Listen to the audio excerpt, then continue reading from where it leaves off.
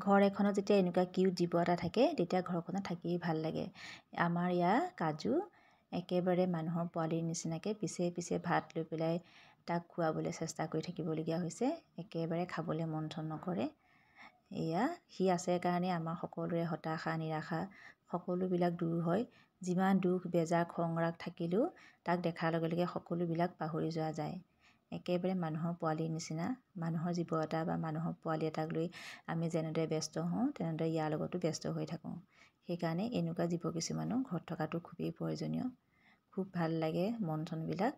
মানুহৰ যেতিয়া সকলো ফালৰ পৰা হতাশা নিৰাশাই আৱৰি ধৰে তেতিয়া জীৱ জন্তুবিলাকৰ লগত লাগি চাবচোন, আপোনাৰ মনটো অট'মেটিক ভাল হৈ যাব। ইহঁতৰ গাত এনেকুৱা এটা শক্তি আছে যিয়ে আপোনাক সকলোখিনি পাহৰাই তুলিবলৈ চেষ্টা কৰে। অকল ইয়াৰ কথাই কোৱা নাই, সকলোবোৰো হওক, বাটৰ কুকুৰেই হওক, সকলোবিলাককেই ভাল পাওঁ আমি। এয়া আমাৰ কাজু, সকলোৱে মৰম দিব দেই।